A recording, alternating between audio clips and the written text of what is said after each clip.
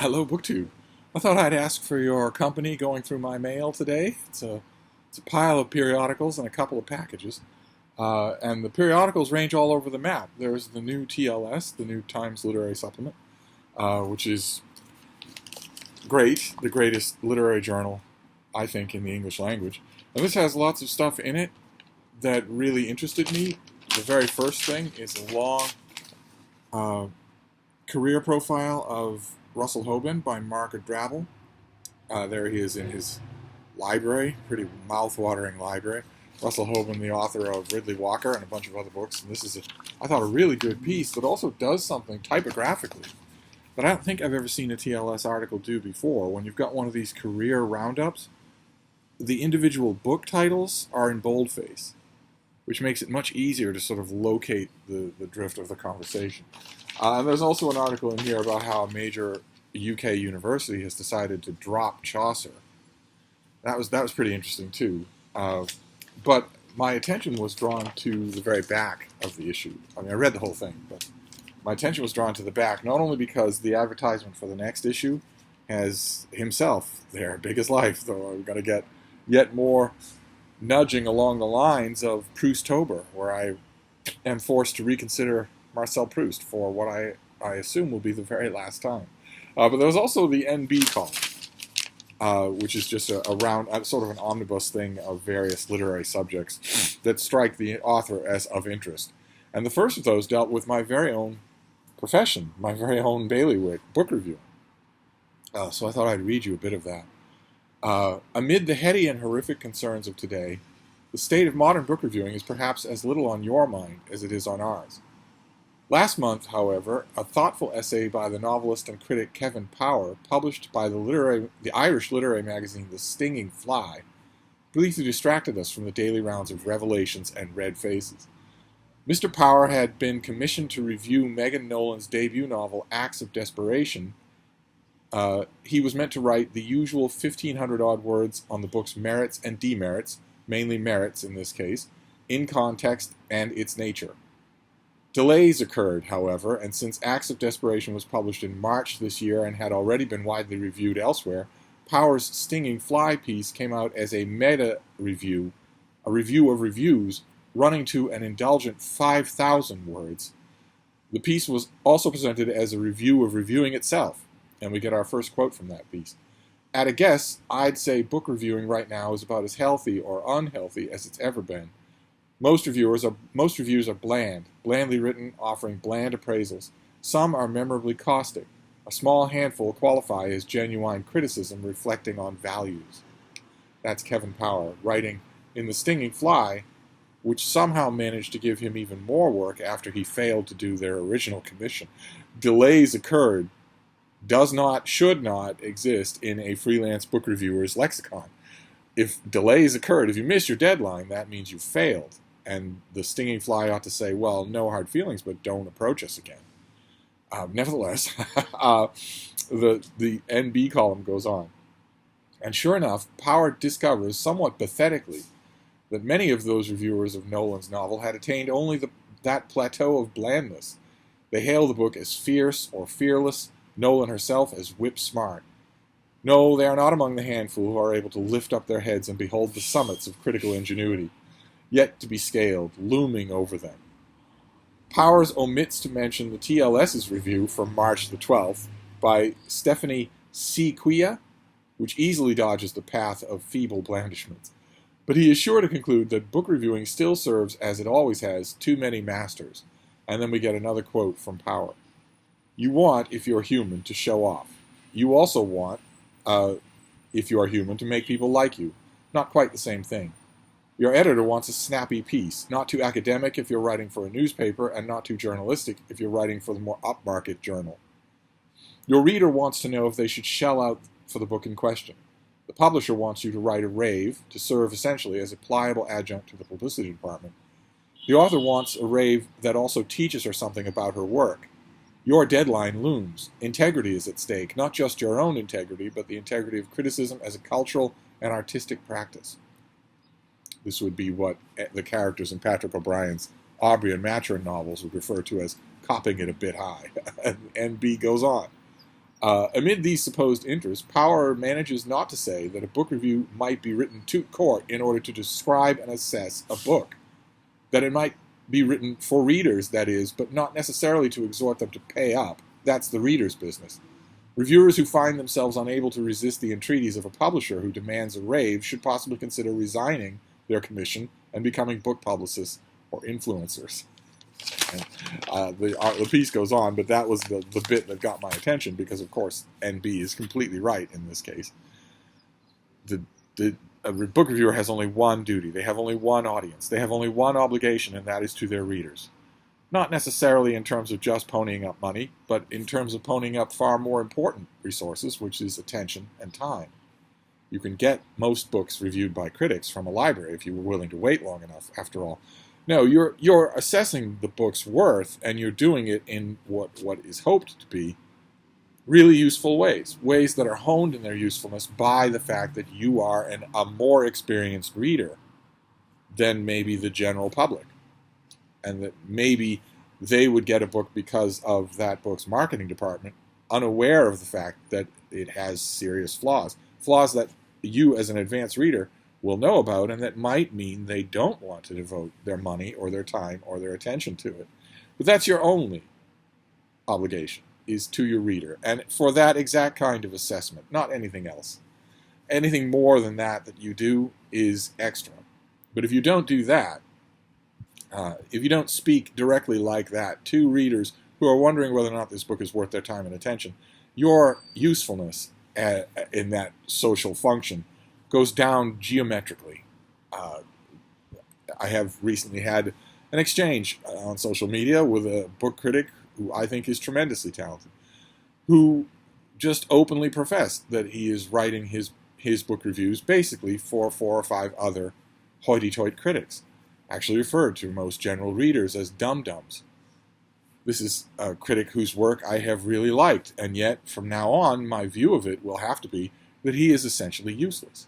He's writing his reviews to a coterie of people who don't buy books anyway. They don't buy new releases any more than I do. He's writing in order to impress them on the very topmost layer of a very narrow pinhead. And not only isn't serving all other readers, but hates them, disdains them, mocks them. That kind of a critic, I'm afraid there is a handful of them out in the professional world. That kind of a critic is less than useless, and deserves the scorn that those ordinary readers generally apply to them. So I guess it's a closed circle. One way or another, I found the piece interesting. A lot less interesting was this thing that came in the mail, this Architectural Digest. I recently sent them a check. I got a checky poo myself in the mail, rather generous commission that I hadn't really remembered, and decided that I would just set it aside. It wasn't needed for anything. Decided I would set it aside for periodical literature. Get more book review journals, get more political journals that have book review sections in the back, get more of the atmospheric magazines like Condé Nast Traveler that I love to page through, that I love to just conjure with, since my traveling days are largely over. I thought that I would do that, and I have done that, and so I cut Architectural Digest a check for whatever. It was a nominal amount that they wanted for a year's subscription. And this came in the mail just recently in a big white envelope. And it is Architectural Digest Celebrity Homes. There is the kid from Breaking Bad at his home, and there are a bunch of others. And the homes themselves are bizarre. They look like museums. I wouldn't want to live in any one of them. They don't look like they're lived in. Now, probably that is just that the Architectural Digest teams... Oh, well, okay. I might want to live in that room. But not for the way it looks. How could you spill wine in a room like that? How could you have a dog throw up in a room like that? It looks... I don't want to shout. I think that siren was trying to play a song. Maybe they still are. They can just keep going all day. They don't have an emergency to attend to, so maybe they'll get good. Maybe it was Michael Jackson's Thriller that they're trying to play. But one way or another, I associate homes with mess. Congenial mess, but mess. I want them to be lived in. Look at that bathroom. I guess it's a bathroom. It's outside. So, you've got your nice warm bath water and rainwater and bird poop. but it doesn't look like anyone ever uses it. So I don't know. My main question about this thing, it's slim, it's folded and stapled, whereas Architectural Digest is not. It's a big square-bound magazine. I'm hoping that they haven't had a format change that I didn't know about. I'm hoping that this is not the latest issue of Architectural Digest, that the real issue is coming to me, because I don't want a year of celebrity homes and boutique kitchens. One way or another. We'll find out. We'll find out together, because I will certainly complain about it to you. Then we also got the Vineyard Gazette, the Martha's Vineyard Gazette. This is an old-style broadsheet newspaper from the island of Martha's Vineyard off the coast of Massachusetts. And it's got tons and tons of great features, and also the Vineyard bookshelf, which is my stomping ground. I am very often in the Vineyard bookshelf. I am the book reviewer for the Martha's Vineyard Gazette. In this case, I was reviewing, what was this? The Sweetest Days by John Huff. And the review that I filed got whittled down a little for space, but like all old-style broadsheet newspapers, it's an origami project to get it to fold back to its original shape.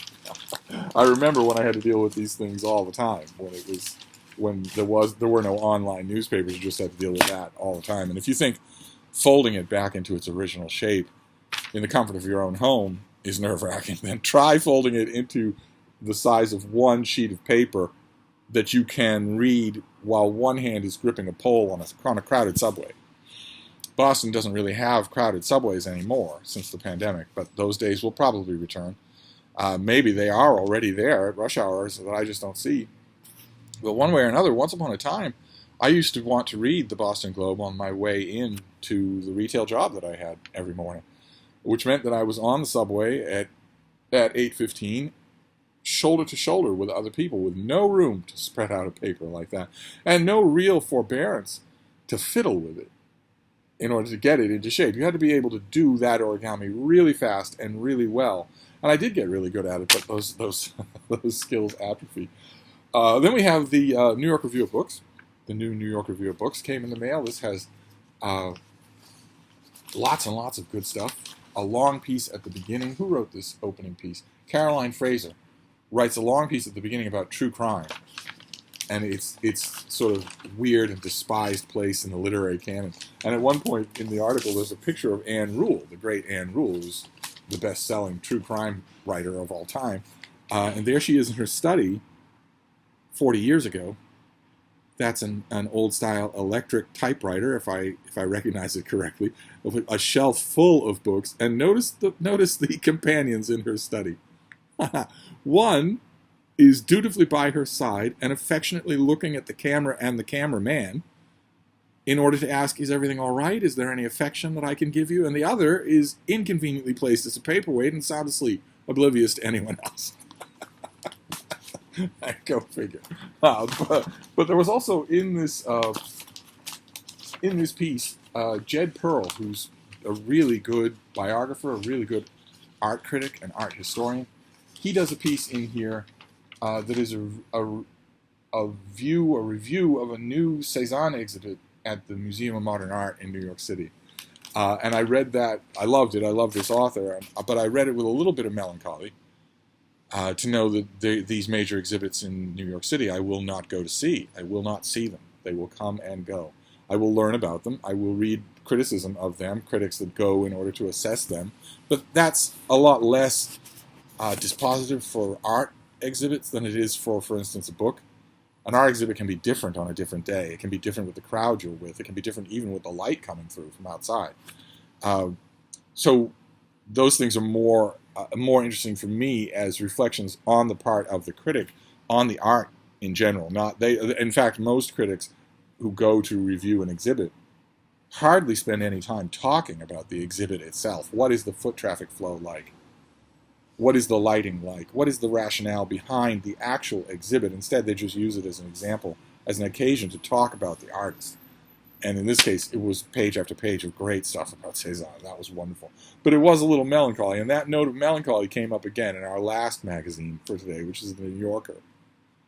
There is the cover of this New Yorker, very stark, very pretty. That cover is by Malika Favre, Favre, and it's called Escape. And it has a lovely summer day and a fire escape and a beautiful sky and a book. There's only one element of this cover that I would not associate with escape, and it's sitting right there, oblivious to everyone else. but one way or another, you notice this is 2 dates here. So this next week won't have a New Yorker. And the cover is lovely, but oh my, booktube, did the insides of this double issue prey on me.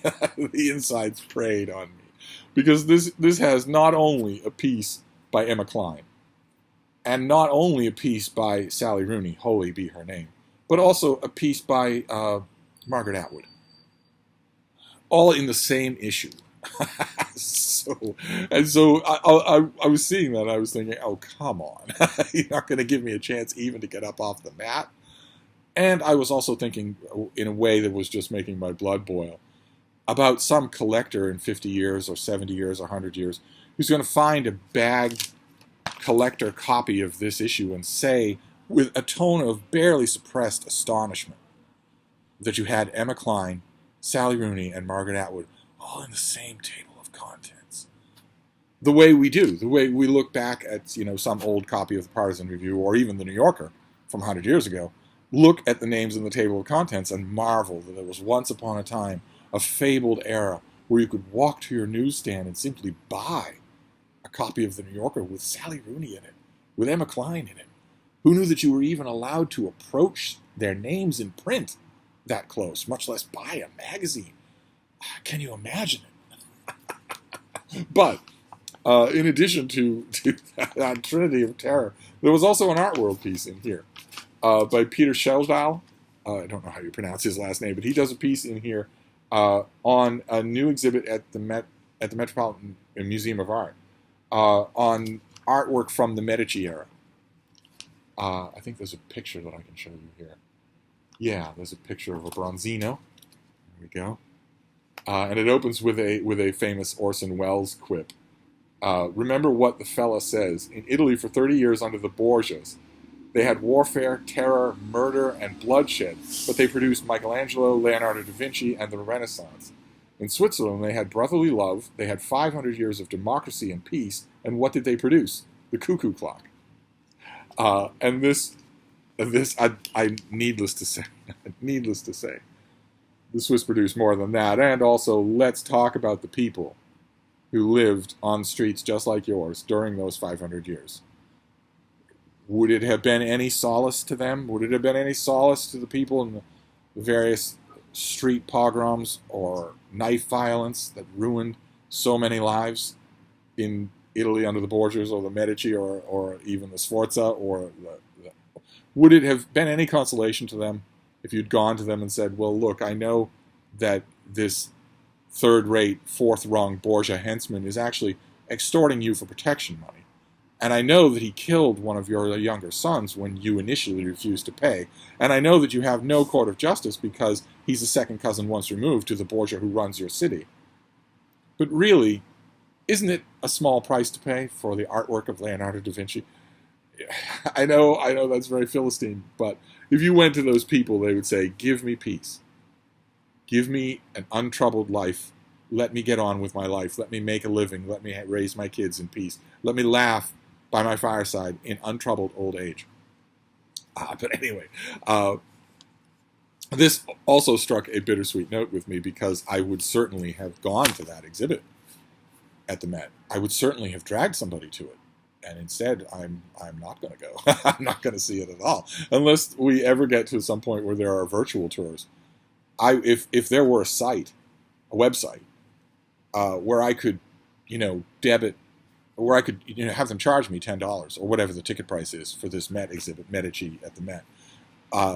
If there were a site where I could, or my card could be charged the admission fee and I could have a virtual tour, I would do that in a heartbeat. But I will never.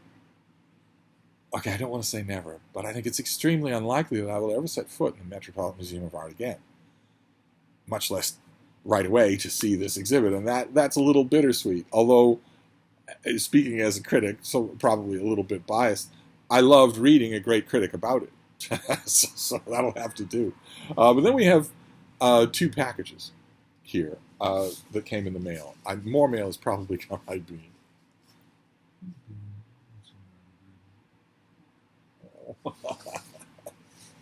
She recovered very well. She was pouting yesterday because she had a slight clipping. She was getting a little fuzzy, so it was time to take out the clippers and give her a slight clipping. I don't know if you could make out from that. You can go back and pause and also enlarge the photo. The one part of her that wasn't clipped were her elaborate mustachios. Her whiskers have clumped clods of hair. They have strands that have wound around each other.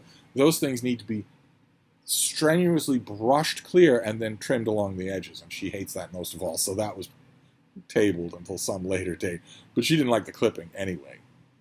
She won't fight against it, but she doesn't like it, and she makes her dislike clear. So I'm glad that she's done with most of her pouting. Although the pouting is going to make a boomerang return because she's also in need of a BATH.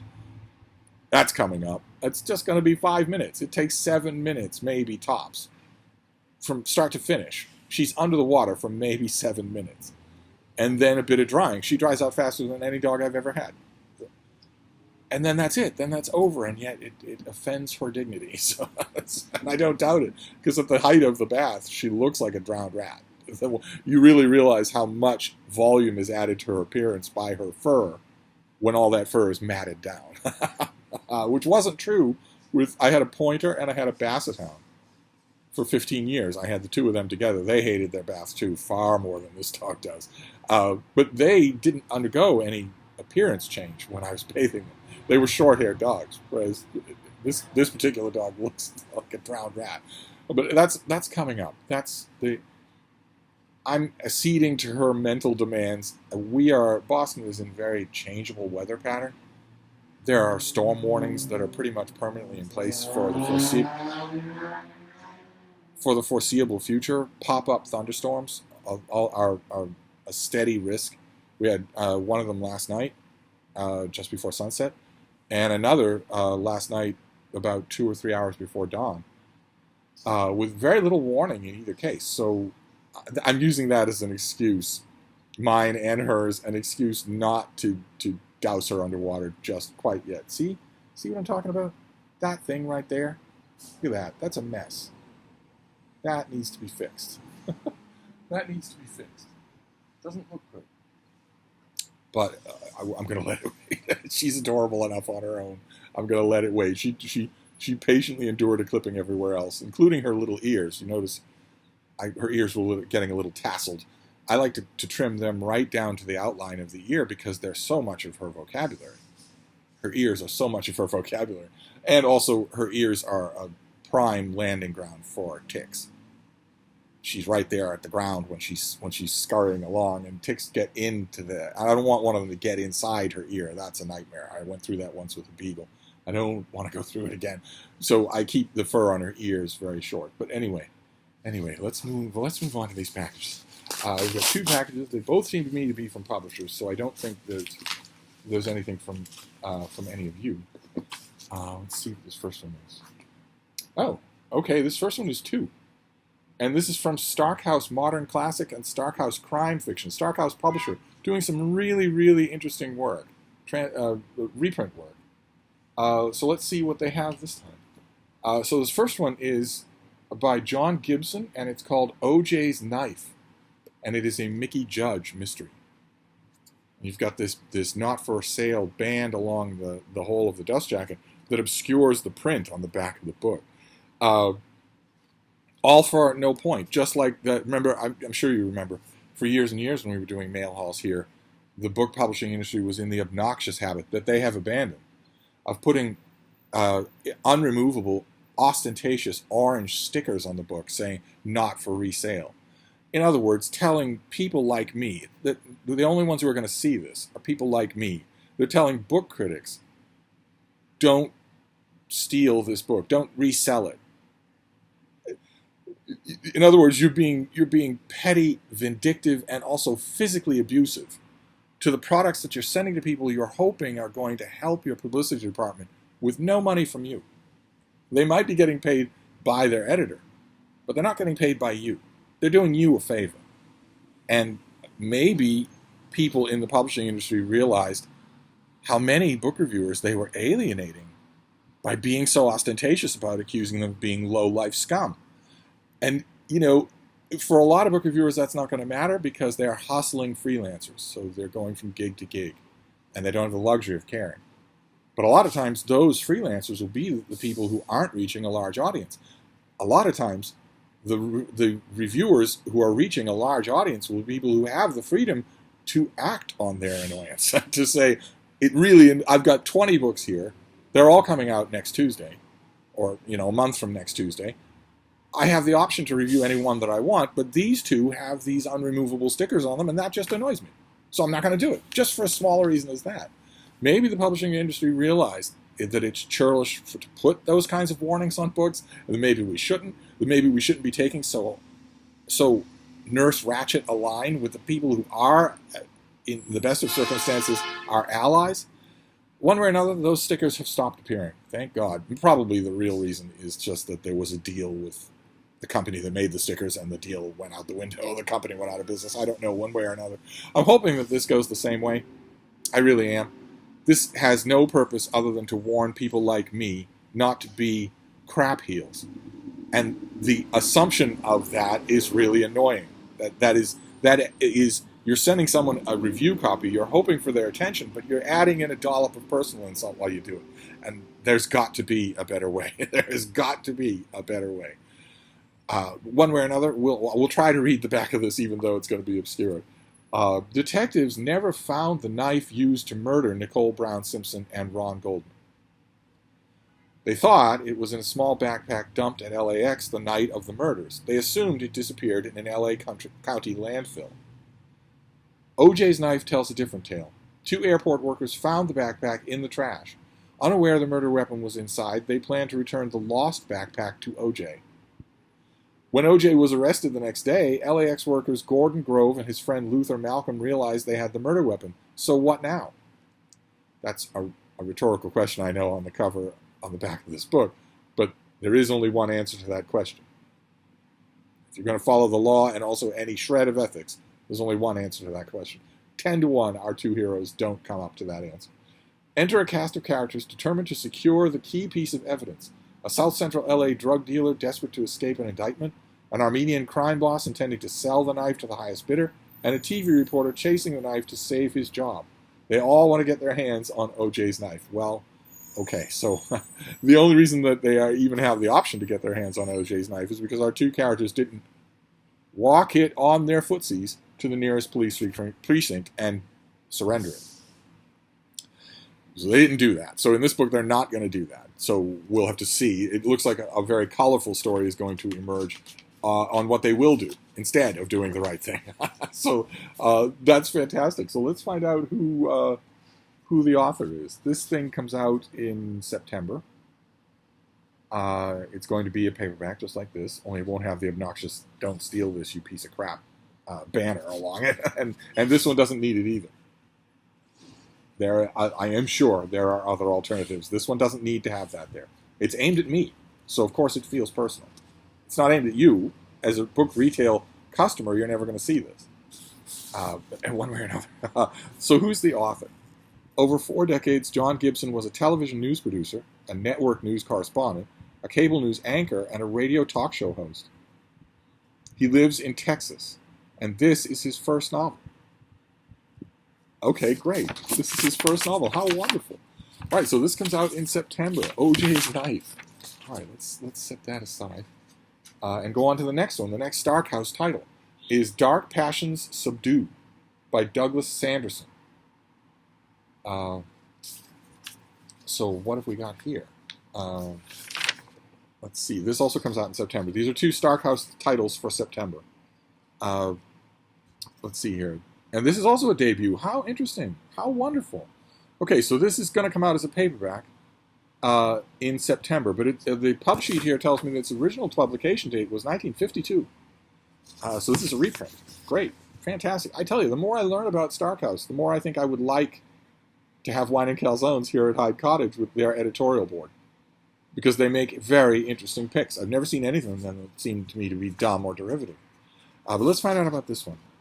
This debut novel by Sanderson presents a fascinating group of characters, each in search of something they cannot attain, pretending to be something they are not. So, The Wizard of Oz? Well, are we going to get a better description than that? The author was born in Kent, England in 1920. He emigrated to Canada in 1947. He did a stint with the Merchant Navy and the RAF during World War II, and he died in Spain in 2002. Well, weren't you singularly unhelpful? So are you going to tell me anything about this? All right, okay, yeah, we'll read from inside the book. We'll do it old school. I'll put it over here, of course, so I don't get read the Riot Act for blocking Her Majesty. They want to see you, baby. They think you're the cutest thing in the world. They do. They think you're the cutest thing in the world. I could just be here sign languaging and they wouldn't care.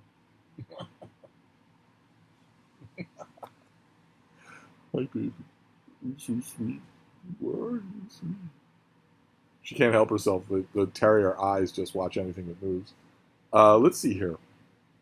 Stephen Hollis is a young college student living with his pious parents in well-to-do Westmount suburb of Montreal. Oh, baby, do you want to get down? Of course, everything in all of God's creation is in your way. Yeah, go ahead. All right, go ahead. Go on. Where was I? Okay, the point of the video is gone now. The well-to-do Westmount suburb of Montreal.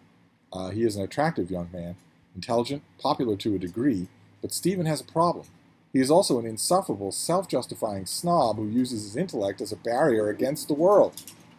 Fit in certain corners of BookTube without a ripple. Then he meets Fabian. Fabian is an impeccable bon vivant who lives in a large house with two young men, Duncan and Bill, where he entertains guests while dispensing his bon mots. Stephen is immediately drawn to Fabian, but finds himself in a jealous triangle with Duncan, whom he sees as a rival for Fabian's affections. Duncan had been in the war and now seems to be living off Fabian. He drinks a lot, takes lots of showers, and is writing a novel. Again, there are some BookTube echoes here. Stephen hates him.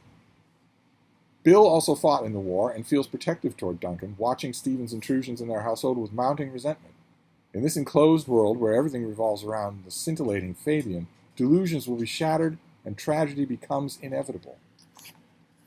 Okay, so what did we hear? This is published in 1952. This sounds like a gay novel. 1952.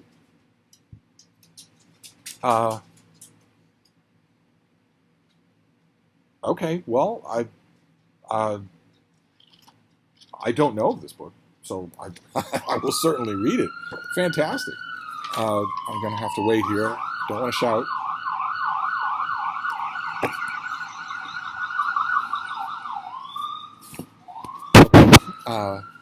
I tried an experiment of just stopping the video the other day.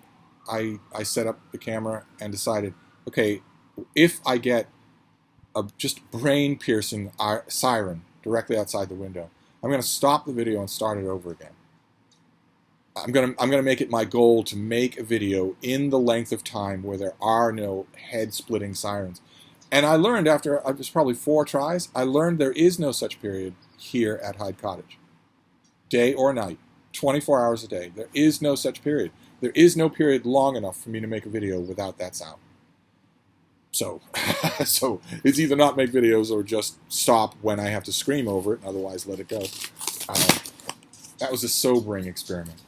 But anyway, we have next. This last thing is a box here. Get this box out of the way. What have we got here? Oh my. Okay. The sheet that I took out of it was an invoice.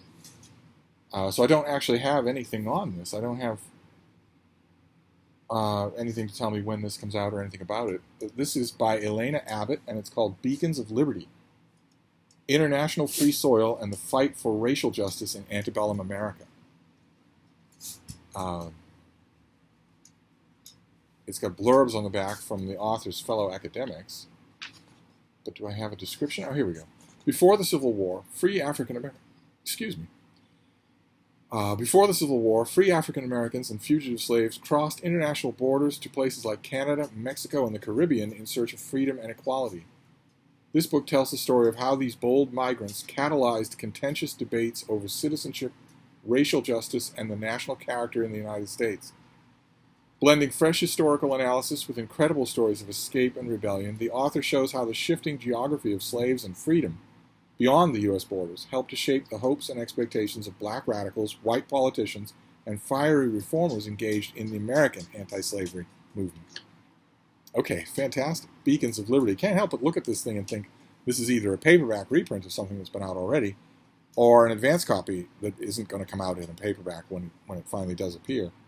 One way or the other, I'm lacking. I don't have a pub sheet to tell you, but it sounds interesting, and it's a subject that I don't really know that well. So there you go. That is the mail haul. I counted only 2 siren interruptions in 35 minutes, so I'm going to take that as victory. So we have Beacons of Liberty, we have OJ's Knife, and we have Dark Passions Subdue. 2 interesting sounding selections from Starkhouse. Plus all the periodicals you could possibly want, including the New Yorker with this lovely cover, Escape. So there you go. That is the mail. There's more mail probably coming. I'm going to have somebody keep an eye on the front porch so that it doesn't get soaked, because pop-up storms are possible for the next 3 days. But I will report back, not today, tomorrow. Thank you, Luke.